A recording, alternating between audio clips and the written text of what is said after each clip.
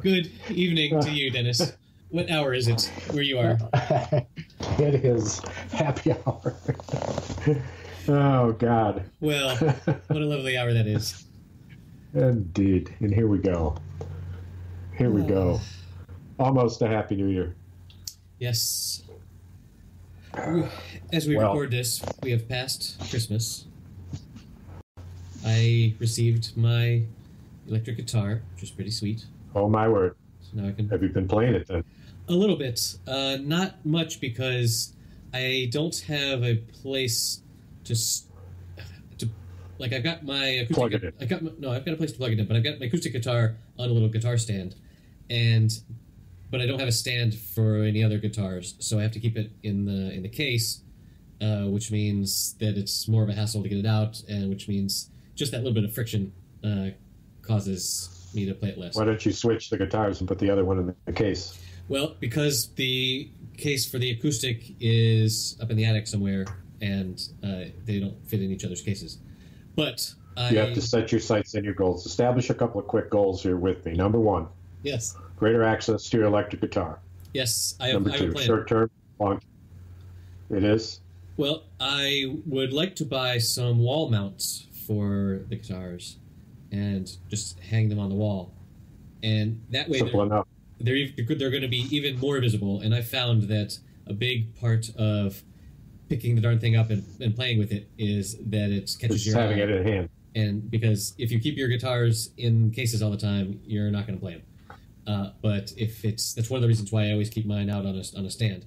But now that I've got two that I want to potentially fiddle with, I need to mount them on the wall somewhere. And I've got a wall picked out. I still need to go through the paperwork with my wife to get a permit to put a hole in the wall. But you may know how that is. But I've got a plan. Good. Well, those are. If you find a stud, you just screw it in, drill a hole smaller than the screw, and just screw it in, and you're done. It'd take 20 minutes. Yeah. Well, we don't have studs here. Our walls are made of. I mean, apart from myself, our walls are made of brick, basically. So there's just this thin layer of plaster over brick. So you got to drill in, and no wood. And there's no wood, and so you got to drill into the brick and then put in an anchor and do it that way. Yeah, gotcha. But still, gotcha. That's not a long. Yeah, it's not difficult, and it is pretty much the extent of my handyman abilities is to put a hole in the wall and put an anchor and a screw. I can manage that, but beyond that, I'm just like, well, I'm going to break something. Make sure you measure twice. Measure twice, cut once. Measure twice and cut how many times? 4?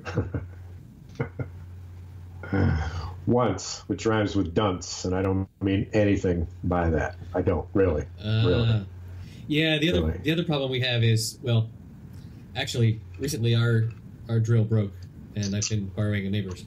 But the way I don't know if my bits are dull, and don't make any jokes about that, but it's with drilling into brick, like you gotta, with having brick and then drywall, the brick has a hollow bit in the middle, right? So you're drilling through the brick and then immediately gives way, and you can plunge the drill into the drywall. And I've done that several times. So even just cutting once can often cut more than I would like to chew. Well, the key, of course, is to drill exactly the right size hole, which is exactly one size lower than the size of the insert. One size lower, so that when you pound that insert in, you do so gently but firmly, because the hole is almost big enough for that insert. In my limited experience, I sort of beg to differ on that, because I find that the little plastic anchor thing, I've had my best success when that goes in really smooth and easy, because then the screw makes it expand out and really grab onto the sides. True. What I'm suggesting is just twice as strong, maybe half as strong as what I do it, like is the way you do it, is strong enough. Right. But if you want it stronger, you'll do it a couple different ways. I'm not suggesting much different than you. I'm saying to give it a little bit of a head start. You have a tendency, of course, with the drill to drill a little bit larger than you mean to if you wiggle a bit, and therefore there's very little room for air. However, with a screwer that is smaller, a hole that is small, you do have room for air, which is built into it. And if you do it right, it's actually following the instructions, because the instructions will tell you exactly what I'm saying. Over to you, Chad. So you're saying I need some wiggle room? I need to leave some wiggle room? Well, that's quite a brief summary of a really long, convoluted statement. But yeah, I've never received instructions with my wall anchors. Oh, really? In Spain, the little plastic anchor things that you put into the wall are called tacos. And so, do you eat them plus insert them? No. And in fact, in Spain, they don't really know what Mexican tacos are. That's not a thing that is eaten here. And the other interesting thing, the other meaning of the word taco in Spanish, well, there's two others. One is little pieces of diced meat. You can cut something into tacos. And the other one is a curse word. If you don't say any taco. Taco. Yes. Taco. Yes. You stinking taco. So I guess maybe with curse words, there are soft tacos and hard tacos. Give me a taco, you stinking taco, or I'll use this hammer on your head. Yes. I will drill a hole in your head and put in another taco. Go get your brothers.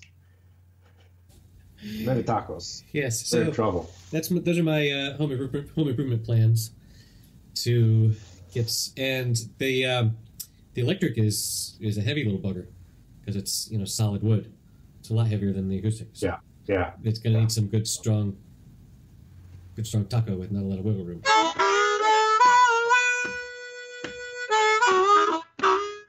I'm using tacos hither and thither in my work in the basement. I now, as you know, the basement from episode number 13, 18, 22, and 29, when I mentioned my basement, that it's divided into quads. There's a quad washroom area. There's a quad storage. There's a quad my wife's area, a.k.a. the exercise area. And then there's my quad, a.k.a. the man cave, the workshop. That's what I've been doing for 2 days. It's coming along. So you got the fitness quad, the workshop quad. No, it's the same thing. Okay. Fitness and workout, same thing. No, but your wife's means the same. Your wife's part. Same thing. Yes. One thing. Okay, I didn't say work. There's workout, and then there's workshop. Yes. There's a different quads. Yes, mine and hers, in fact. Okay. And then two others being their quad, the washing area, folding clothes, dryer, and then the other quad, which is pure storage. Okay, 4 quad basement.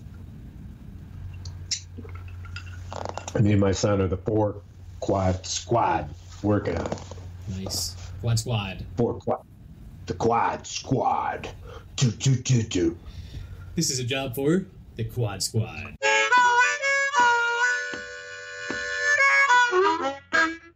So Tom burst into a song the other day that was had a Peter Gunn tempo to it and a piano to it. Bum bum bum bum bum bum bum bum bum bum bum bum bum bum bum bum bum bum bum bum. And we play that. And this night he had the same riff built into another bluesy tune that Lorraine knew, to which I thankfully just got to play harp. But I did a variation on that Peter Gunn response where the horn, or in my case the harmonic, goes ba-da, ba-da-da-da-da-da-da-da-da-da-da-da-da, as the do-do-do-do-do-do-do. Yes. So, but it was so nice because it wasn't actually the song, and it was played a lot slower. He was playing the same Peter Gunn riff, so that was fun. You'll have to connect to that in the show notes for whatever the hell we call this, or wherever you go to hear it. It's happyhour.fm/04141. Tom Gunn, you say? No. Duffield. What? No, Peter Gunn. No, what Peter? That's the rhythm. Peter Gunn. That's the name of the song. Peter Gunn. Yeah. American Private Eye television series. Okay. Well, that will be in the show notes. At the URL I just stated. Go rewind and listen to it again. Earlier stated. I'm not going to say it again.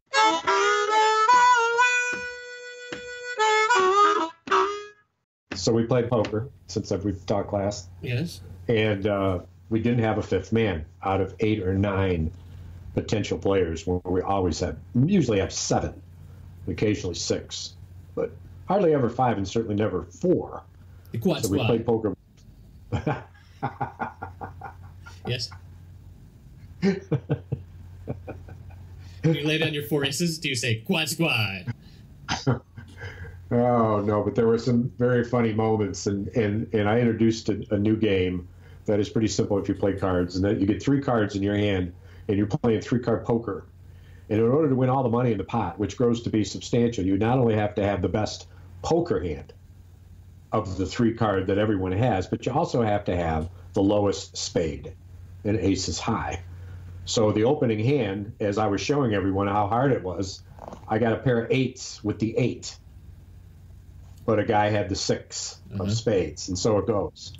So at one point in the evening... So if someone else has a lower spade than you don't win.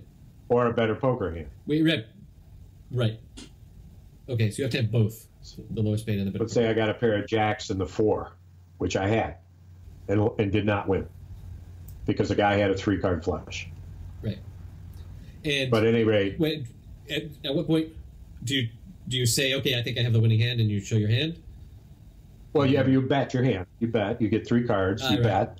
And then you show your cards. If you can raise or whatever. But it's all on the get-go that you get it all. Right. It's just called pot. You got to have both. Okay. And so anyway, you can imagine as I continued to get good hands like this, a pair with a low and this and that fellow who sat over to the right of me, Gary, kept breaking it. Always had a better card. Always had and I had good hands. So what usually happens is that no one wins. You all bet, yes, and then which you builds lay up down the your pot. cards, and then no one wins, and you can play again. Okay, got it. So one of the funny things that happens when there's only 4 guys, and I won this way, I had a 3-card straight, right? No spade. So any spade would have taken half the pot. Nobody had a spade. I won the pot. Nice. See? I see. You can win, right? I see. So anyway, so that was the game, and so. At one point, you could imagine when I would bet or somebody would bet, and then I'd throw the cards down, and a pair of jacks with the 4, right? People would throw their cards in because I beat them, and then Gary over here, which I nicknamed the backstop, would just very slowly throw down his cards and say 3-card flush. Fucking good. So we would do this throwing the cards down, right? And so at one point, Dave, whose clubhouse we were in, nobody had a spade. And he said, I've got a queen 9 high. Any pair would have beat him. A king would have beat him. Yep. And all the other 3 of us threw down and said at the same time, get out of here, queen jack. All 3 of us had queen jack against his queen 9. Nice. That was outrageous. It was a hilarious moment. Yes. As you can well imagine, it's got you rolling on the floor. It says, ha, ha, ha, ha, ha. Yes. Would you think it would funny if I could reach through the screen and strangle you for a second? Grab that ankle, your ankle forehead, and shake you a little bit? At least I'm glad you wore a shirt tonight. Jesus fantastic Christ. quad squad moment. Well. True. So that was successful overall? I had break even. Went down to hardly anything, and then came roaring back and only played for 4 hours and lost $3. That's a success. With a $20 ammo. Hey, So that's 17 bucks for 4 hours of fun. Which no, $3 for 4 hours. Right, yeah, $3 for 4 hours of fun. So see, you do the math. It's what I came with, minus what I go home with. Is what I spent. So picture 3 numbers. I'm just saying, $3 for 4 hours of fun. 4 hours of fun is what we're giving our listeners every month. So a $3 donation at happy hour at patreon.com/happy hour would just be a grand old way to spend your money. Yeah, but that's I imagine that there's whole family of people sitting around radio and just tuning in. Exactly. And, hey, Ma, did you make the popcorn? It's happy hour time. It's time for happy hour. Oh, Mom, I'm not too old to have a drink, am I? Well, Johnny, you're only 7. Well, yeah, but Billy started when he was 6, and I'm taller than he is now. All right. You can have some wine. Just a glass. Pause the podcast. I gotta go piss, Mom. Yeah. Don't want to miss the thing. Yeah, so anyway. And of course, you really gotta do $5 a month to get 3 of it to us because, you know, the middleman.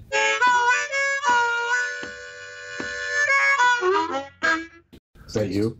You're the middleman. You know what I would name you? Country Store. That's your new nickname. Why is that, Dennis?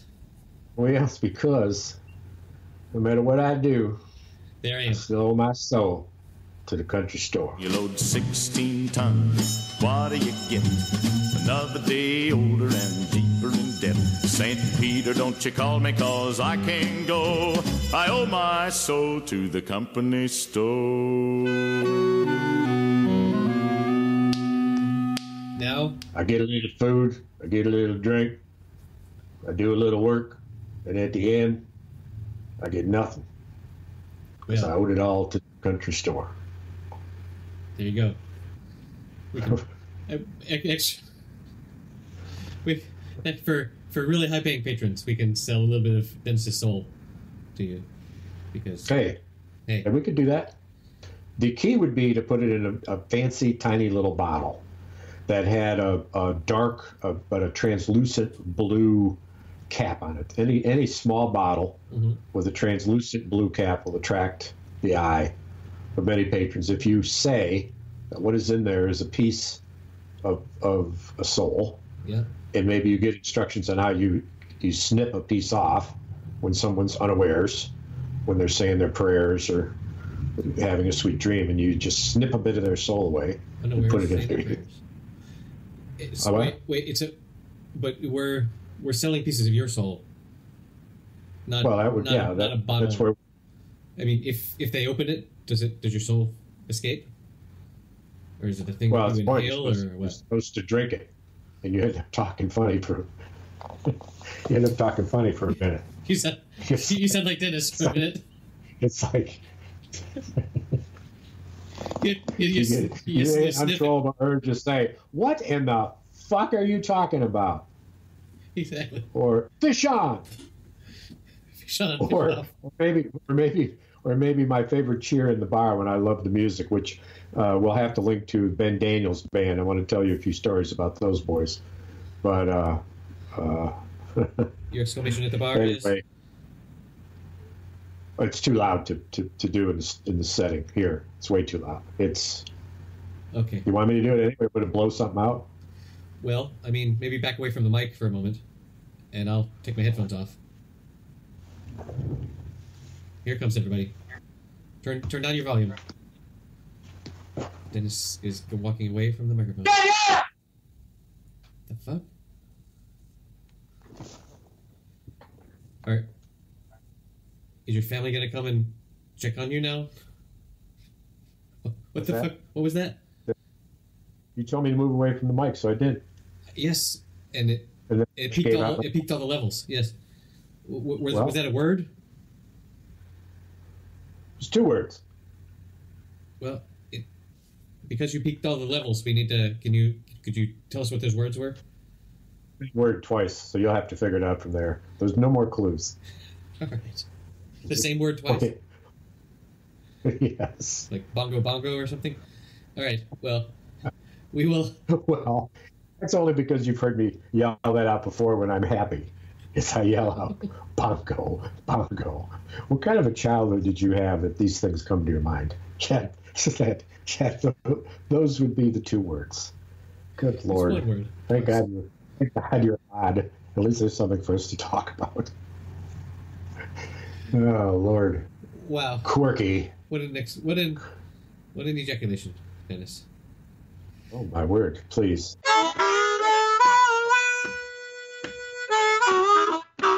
So speaking of that, did we talk at all? I know that we're going to stay away from certain Showtime series. This is one thing I do want to remark about. It's about music, is that the music at the end of each episode is remarkable, and they also have a very curious way to name an episode.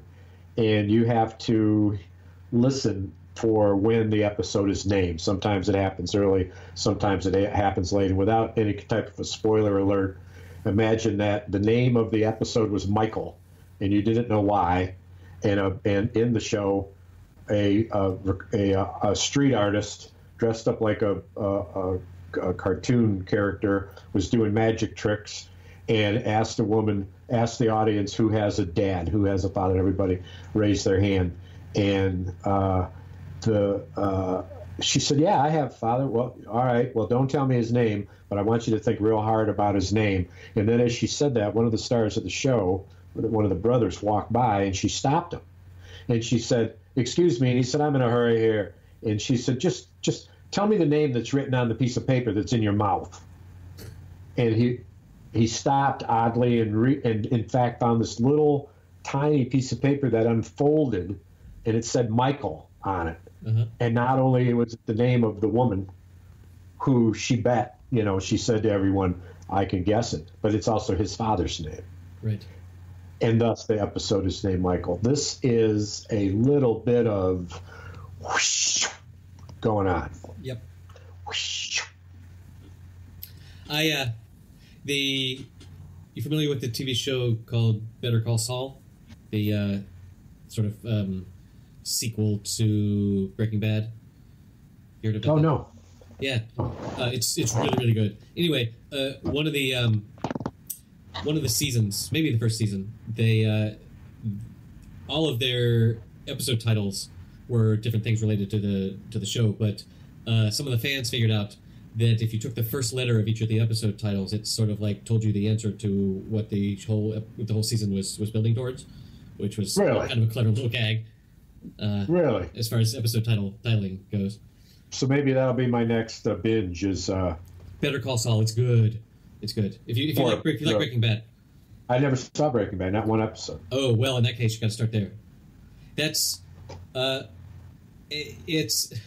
I heard someone recently describe it as it's amazing cinematic television, but it doesn't make you feel good about like you don't finish it. You don't finish an episode and feel good about yourself or life or anything. It sort of goes down, but it's one of these shows where, and it's a genre that I love. I love TV shows where a character makes a decision and to try and solve a problem, and the consequences of that decision give him like 2 more problems, and he does the reasonable thing to solve those problems, and it just creates more problems.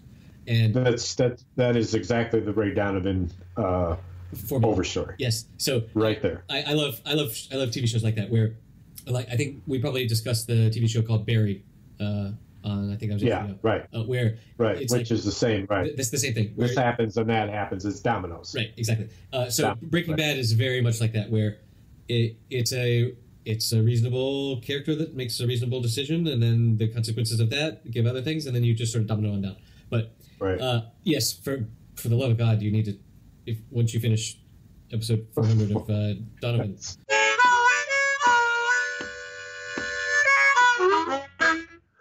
That's quite a saying, for the love of God. And if I don't, then God won't love me. No, he won't. Oh, you're in such deep shit. Oh, I'm sorry. No, she won't love you.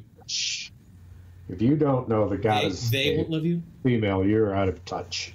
Well, I'm sorry. I fell into my patriarchal upbringing there.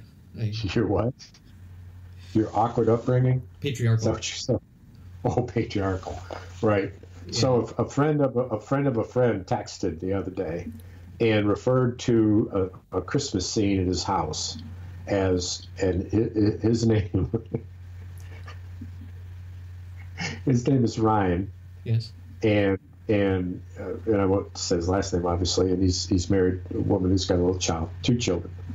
And he sent a picture out, and he called it the House of Ryan. Yeah. To which there weren't a lot of women who cheered, "Hear, hear," to the House of Ryan, as if, and someone, I think my daughter, wrote him and said, "So why is it just your house?" Oops. Yeah. And he wrote back and he said, "Well, it probably goes back to the monarchy, because it's the monochronistic right terminology is such that it would be the house of the first name of the patriarch." Right. And so I don't know if there was a follow-up question, but if I know my daughter, it probably was, so you're the patriarch?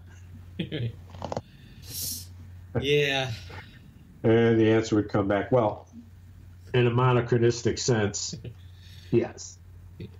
The true answer is, hold on, let me check with my wife about that. I'll get back to you.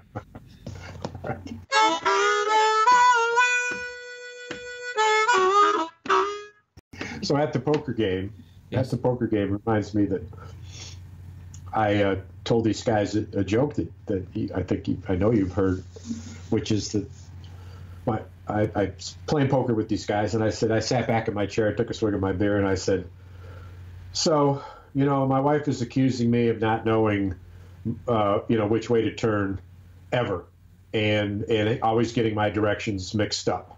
Mm-hmm. And they all listened to me, and I said, and I'm just sick of it, so I just packed up my bags and I write. How long did it take them? Listen, it wasn't how long did it take them. It wasn't that at all. What you really want to know is what happened next and for how long. Because what happened next was nothing. Was just silence. Right. Was just silence. It's a heady. It's a thought. And then one of the three, I think it was Dave, says, "What? What did you say?" And I said, "Well, she said that I couldn't get my directions correct, and so I just packed my bags and write." And there is another long pause. You say, "What did you write?" And then finally, backstop says, "Gary." Laughed, and the other guys kind of groaned, and there's and then they laughed. They thought about it, and then they chuckled, and then it grew, and they ended up into a full-fledged guffaw. But it was like the melting of a fucking glacier. It's like pulling teeth, so to speak. Another beer has been released. No teeth. No, I started out with a little scotch this evening, a little Dewar's on the rocks.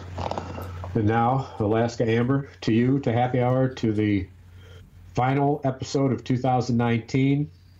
Which will be released in 2020.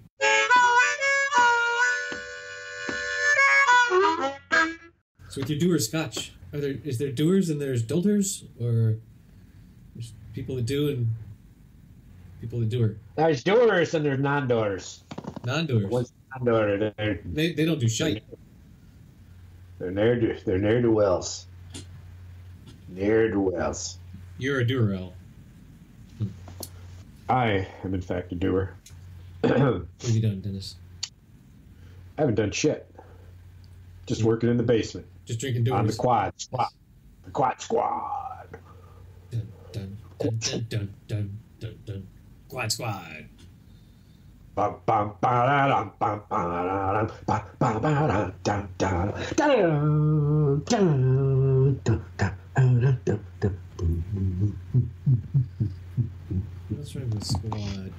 I once had a wife named Maud. and her toenails are long. They were clawed. Yes? She said with a grin as I wiped off my chin.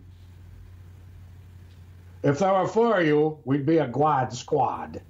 That works. We can publish this episode now. I once had a wife named Ginger who was amazed at the size of my finger. I shan't go on. I will stop. Ginger and fingers enough. You know where that's headed. I'll stop. Yes. And the only thing about my lyrics is that, for reasons I know you understand, they all have the sentence in it. She said with a grin, as I wiped off my chin. Anyway, too lewd. Too lewd. Too lewd. Too rude. Too lewd. I've got to go to the loo. I'll be back in a minute. Too lewd. Not really. Just want to say loo. Well, do you loo? Never did. Never will. You don't loo? Don't care for it. I don't. I don't care for it a bit. You want to do it? You do it. You do the loo. Is your whiskey? Is she a doer? Nudge, nudge. Why do you ask? Yeah. Happy hour with Dennis and Eric. This is what you signed up for, and why you're not paying for it.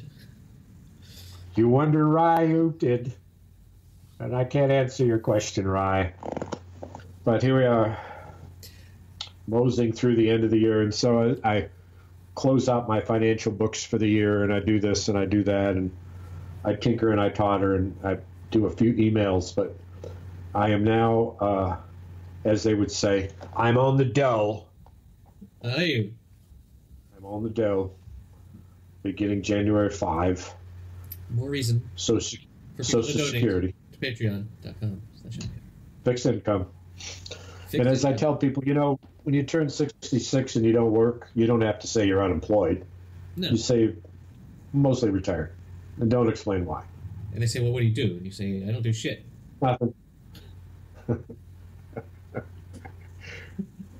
I say, I used to have a pretty good business, but I don't anymore. What the fuck is your problem? I'm no longer a doer. I drink doers.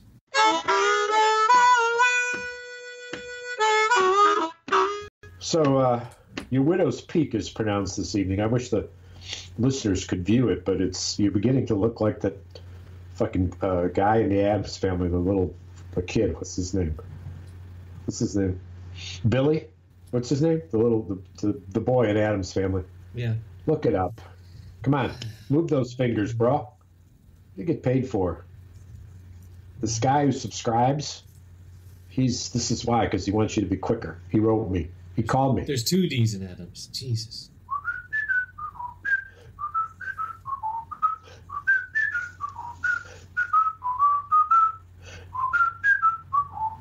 We have to have music while you're looking. Lurch, Thing, Wednesday, Pugsley, Uncle Fester, Gomez. Wednesday was a girl. That's a girl. He's a little vampire boy. Not Pugsley. Is it? Addams. Huh? Hold on. Not Pugsley. Is it Pugsley, a little vampire boy? All right, so I was looking at the thing from the original 1964 TV series, which... That's what I'm thinking of. Well, the little boy doesn't look... Is he fat? He's sort of like edgy. A Pugsley would be? This is. He looks like a Pugsley. Well, right. Well, this is a little vampire boy. Hold on. Who's got the vampire hair and the cape? There's the new Canadian sitcom. There's the film. I wonder if I'm imagining this. I mean, vampires do typically have widow's peaks, so you wouldn't be totally Pugsley Addams. No? No. Sorry, man. I think I sent you up into the wormhole. A blind Addams Family alley. Well, I guess I'll forgive you this time. Okay, well, Billy is his name, whatever. I'm not making this shit up. It's in there somewhere. Let me see. John Astor was the best Gomez ever. He passed not so many years ago. He was so fabulous in that role. And Angelica Houston has cut her teeth in so many ways. This made her iconic. In that movie, yeah. Well, yeah, I mean, but in other ways as well. I think the way the way that she moved and the choreography with her octopus trailer on her gown, which they made look like a spider crawling along with her. Unless I'm imagining that too. Who knows? We have to look at the age of that, and I'll tell you how old I was, and I'll tell you what substances I was abusing at the time. But yes. Might have been weeds up in the field. You know, we cut the weeds down in the fall when they were hollow and lit them on fire and smoked what essentially was campfire smoke. Yes, it was so cool. So, give me another rowdy story from your childhood, from when you got up to no good.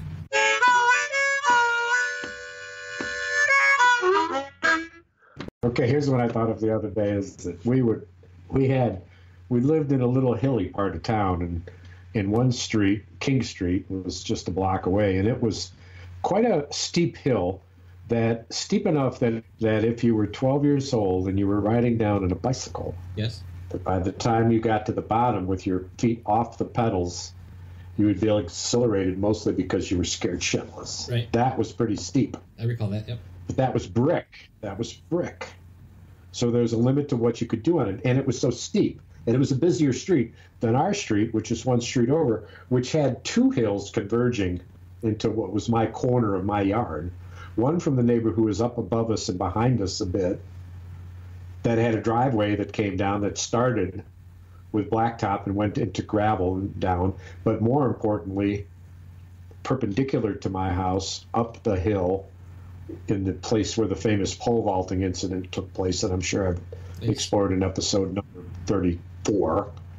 But that was a steeper decline, and so that at the base of those two converging hills, at the corner of my yard where the signpost said Maple, and what was the other side street? Can't remember, but that's where we set up a bike ramp, where from the steep we set up bricks and made a little wall and then set up boards, and we went racing down the hill and hit the ramp, and it became a competitive contest that, of course, like many things, the older the kid, the more competitive, and some kids 11, 12, 13 even on their bicycles. And Jimmy, who you've heard a story about because he's the one who destroyed the cave shack. Yep. Pounded it down. You know Jimmy from that Jimmy. story. Yep. Jim, well, don't hate him. You know, go easy. I think our listeners are pretty much anti-Jimmy. This is the way we felt about it. We didn't like him very much, but we respected him. Okay. All right. You didn't want to be, just keep him in regard. Okay. But anyway, between him and the older boys, including I think my brother Joe, who's older, and Wayne, I don't remember Wayne, who was the oldest of the crew, who would have been 16 at this time. I don't remember him being in it. He was lanky. I don't know that he would ride a little banana seat Stingray bicycle, which was what the required bike was, or in our case, whatever rigs my father and my uncle would put together for us, kind of homemade, but very, very, very good bicycles, smaller, but not the expensive banana seat, the Stingray. But anyway, Jimmy, of course, was on one of these hand-rigged deals, and the deal was, the more that you made that ramp steep, the higher you went in the air, and the more you flew. And since you were going downhill, if you were at a reasonable, you would go off at boom, boom, boom. But if you want to go higher, you go boom, boom, boom, boom. Well, and so the competition wore on, and he said, well, let me show you. And he put it at what essentially was a 90-degree, not a 45-degree angle, which was all shored up with bricks and whatnot. I mean, we did a good job building the ramps. Yeah, but so you're going to hit that racing down. He comes racing down the hill at breakneck speed, hits the ramp, and goes straight up in the air. And this perfect moment, his speed and weight against gravity was beaten by gravity, but there was a moment when gravity took over. He was weightless. Because the trajectory of his weight, so he was going up until he wasn't. And at the point that he wasn't, all time froze. Right. And everyone's face froze. And we all looked at it. And when he crashed down back wheel first, but from a height of 6 feet, that's a lot of distance. Where not only do you land on the gravel road, but your bicycle lands on top of you. So I don't remember him being any more damaged, and I recall him dragging his damaged bent wheel bike up the driveway, up the hill, toward his house. See, but, that's the sort of thing that today someone would immediately post that to Instagram, and people would share it, and it would go viral. Look how stupid this kid was, or watch these crashes of ridiculous people doing stupid things on bicycles. Yeah. The whole series, Ridiculousness. Have you seen it? Ridiculousness? That's what they do. Yeah, it's like a take on crazy home video type stuff, but it's more of a hipster. You ought to check out an episode. It's pretty funny. But there's a dude in a cap, and he's like, down with his bros in the hood, and it's all funny stuff. And they always have some people on who are well known in circles. Not mine. I don't know who any of these people ever are. Yeah, there's a bunch of channels on the internet full of people trying to jump over stuff and failing.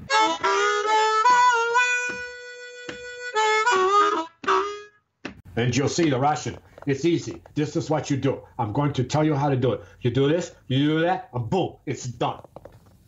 You got to see this guy, and you got to link him. It goes under the name of the Crazy Russian Inventions, or a Crazy Russian something or other. And he starts every episode by putting his glasses on and off and saying, "Welcome to the this is what we're going to do today. Yes. Do this and do that. We go 1, 2, 3, and boom, and then it's done." We must have watched 12 of these things over the course of a couple of days, laughing our full head off. He is so, and the stuff that he's showing you and he's making, it's very interesting and useful. Like he showed how to make a stove out of old coffee cans that would guarantee to heat a room. Yeah. With just a can opener, and yes, and he had never done it before. He'd never done it before, so he does it live on film. Yeah. This is what we're going to do. We're going to take the cans, we're going to cut them into pieces, we're going to put them together, boom, we're going to have a furnace. Let's go. I've never done this before. Let's go. And then he does it, and they clip it, and they edit it.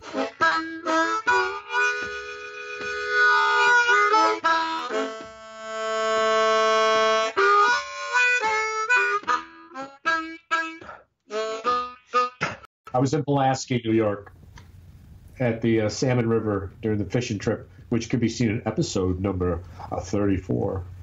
Episode number 27. Cowboy caught the same fish twice. Did you ever post the in the net, out of the net? No, you didn't send it. Oh, man. I did send it. I did. I had to cut it down to a minute or less. It didn't and I arrive. sent it. No, Well, no, it was text. Oh, this reminds me. We have a listener question.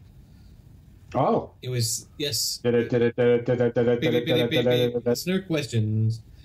Okay. This was sent in via Apple Podcasts comment. It was about that episode called Cowboy Caught the Same Fish Twice. And the question was, how did the cowboy know it was the same fish? Dennis, go. Number one, fish, a little background. These fish are gathered in pools, and the pool may have 5 or 6 different fish in it. And the fish have different colors. They have different sexes, male and female. They have different sizes. And when you're fishing in the clear streams, you can't see the fish clearly, but you can see their shadow, and you can see certain coloration depending on the value of your glasses and the weather conditions which allow you to see into the water. When the sun comes out and you have on good glasses, you see the shapes and you can see the colors. Some brown, some gray, some with white specks because they're getting old, some black, etc. And so you're fishing in what is more or less an established little piece of water. And what happens during the course of the day is the fish dart in and out of the particular spot that you are watching, because the spot you are watching is where the fish stack because they're comfortable looking for bait and or out of the rougher water where they get tired, and so they're sitting just feeding with an active fish in and out, in and out, in and out. So when you're fishing, you actually are fishing for a particular fish. You're fishing within a group of fish, but when you catch a fish, you know which fish you caught, and when you bring that fish in, there's certain markings on the fish: size, male, female, color, etc. Off the hook, back in the river, boom, boom, boom. You can see that same fish going in and out in the same spots. This time, probably not so energetic because it's been caught. So now it's just in the slower water, maybe closer to the shore where the water is the least quick. Therefore, if you throw your fly and you happen to drift toward the fish that you know you've already caught and you catch it again, you say, damn, I caught that fish twice. Now, in other conditions, when you can't see the fish so much, there's other signs, which include not the sighting of the fish upon the application of the fly to the river, but actually upon the fish in the hands or the fish in the water, is the size, the markings, the colorings, etc. In the case of my brother, I told you, but not in the case of the cowboy, was my brother knew it was the same fish because his fly that he broke off was there.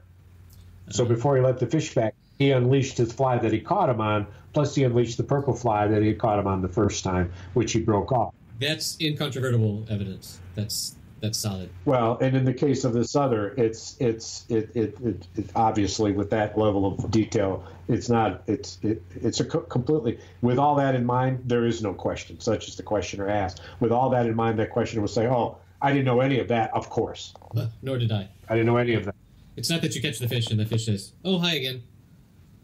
Hello again. Yo. Bro, twice in a day? That's fucked up. Or the Get first this time. hook out of my lip, son of a bitch, and put me back. Let's try for 3. You don't want to eat me. I'm too old. Or the first time the fish says... Don't say me for your brother. The first time the fish introduces itself, hi, I'm Susan. Yo. No, Larry. You don't look like a Larry. Oh, my name is Larry. Well, Larry, really? Well... So stop me if I told you the story of the fish that I had that went underneath the log and 2 guys had to chase it down and catch it. Sounds familiar. Well, I won't. Familiar. I don't recall exactly, but it's been a while since episode 27. Well, here's a moment. Here's a moment. Our good friend John, who I've known for forever, it seems, since I was first married 40 years ago, he came fishing after 20 years of me asking him every year to come with us, and every year saying he'd love to and never doing it. He finally came and he did it. And there's an image of him, and he didn't land a fish, which of course is really what you're the objective you're after, as opposed to fishing. hooking a fish. It is. I'm not quite sure that fits because hooking fishing is different from landing. Okay. Yes, and catching, in fact. You wouldn't say I caught him if he broke the line off, but you would say, well, I hooked him. Is landing different from But here's catching? the image. Here's what? Is landing the same as catching? Yeah. Okay. Yeah, although landing could be construed as different from netting. Landing would be more, very specifically, bringing the fish into land without a net. Right. Netting would be what you would rather do instead of landing 9 times out of 10. Okay. But sometimes you don't have any choice. But there's a certain factor, when you're looking for a fishing hole and you can see fish, the question is, well, if I catch a fish, where am I going to land it? How am I going to bring it in? If you're standing off the edge of a ledge and beneath you in the deep 6-foot waters, you can see shadows of giant fish, and that ledge is high off the ground, certainly you could put a fly in there and drift it into that area. But the question is, then what do you do if you catch a fish? Because you ain't going to lift it out of the water. It isn't like, oh, I got a fish on it, and you lift it out of the water. Right. This is a 26-pound hunk of fucking muscle. it's in this deep water. It's going to get caught, and it's going to run upstream. And if you're on a ledge, you can't do it. What do? Well, there is, in fact, a ledge, a rock ledge of giant 3 and 4 foot size, 4 by 4 foot boulders, 6 by 4 foot boulders of a wall built at the curve of the river. And that's exactly what everyone has to contend with. Okay, anyway, back to our friend John. So here's the image. He's at a log. He goes into the water. The fish is in between, is on the other side of the log. He's on the wrong side of the log, so to speak. He's crawling in the water. You need to be on the wrong side of the fish, log. So to speak. And then, because the fish was running away, and if the fish continued to run away, it would use all his line and then break off at the end, which is about 80 yards. It's a long ways. Right. But you're on a river. So when you give him his head, so to speak, and let the line loose, he's not tugging against anything anymore. So oftentimes he or she will stop. And that's what the attempt was. But when that happens, suddenly, in the space between the fish and the fisherman, there's all this line. Right. Because it's not running anymore. And in fact, it might be swimming towards you now. And so the line's in the water, and the line's on top of the water. And in this case, there were 2 fishermen. In the middle of all that, my brother and our other buddy who was fishing anyway, and one of them, with a fish on the line, reached up, grabbed the line that the fish was on, the monofilament, the clear line, not the fly line, the green fly line, and lifted it up. And as he lifted it up, the fish got off because he had basically put tension on the line, and the fish took advantage of that and squirmed and got off, and all was lost. And the discussion was basically, so what the fuck just happened? Who did what, and who was on that rock in the middle of the river and made the extraordinary, ridiculous move of grabbing a line with a fish on it, which is sheer expectation of it breaking off. You got a 10 or 12 pound line, you got a 24 pound fish. Yeah. That tension is so stretched out and so perfectly balanced in the fight between the line and the fish that if you grab it, then it changes the entire. But in this case, the fish was loose because it had stopped running, and there was all this loose line and fucked it all up. But that's the image of our friend John, and all that line kind of flying in the air at that one frozen moment, right, when it was clear that the fish wasn't running anymore, and there were 2 men in the middle of it, and there's green line, and there's monofilament, and there's the rushing river. What? I'm confused. There are 2 lines between the fishing rod and the 2 fishermen. And 2 fishermen, 1 line. A fisherman with the fish on, 2 fishermen in the stream, 1 line, 1 fish. The line has got 2 different colors. It's both green and it's clear. And has 2 colors. Fly line is a very thick line that you can throw. It's usually green or orange. Okay. And then attached to that is monofilament, which is almost invisible. Right. That's 10 or 12 pound test. That's clear. So you're confused about the fact that there's 2 different colors in 1 line. No, I understand. At some point, the line changes from being heavy and green to being clear and light. They're tied. They're actually tied together. Well, sure. Which is why they call it, when you do this, tying. Hey, man, you want to go tying? Yeah. Let's go tying or not. Or if you don't want to, or not. We can tie or not. Whatever. We can grab some Thai food or not. Or not. And so this is the concluding story of our evening. I think so. It's amazing to see that time has flown. And yet we had these 2 beautiful moments in your stories. First with Jimmy up up flying through the air and time stopping, and also with John with the line in the air and time also stood still. And yet here we are. Just for that moment, time has continued to run, and here we are. So I'll leave you with this. I mentioned earlier Ray Donovan about the music. I never finished the story because you probably interrupted me. But here's the deal. The last episode of season 5, the name of the episode is Time Takes a Cigarette. And you don't know what it is. You don't hear it anywhere in the movie. And every episode, you can find why they name it that. This you don't until the concluding song, which that's the name of it. And it is astounding. Independent of anything about the series, I want you to find that tune and post it at happyhour.fm/041.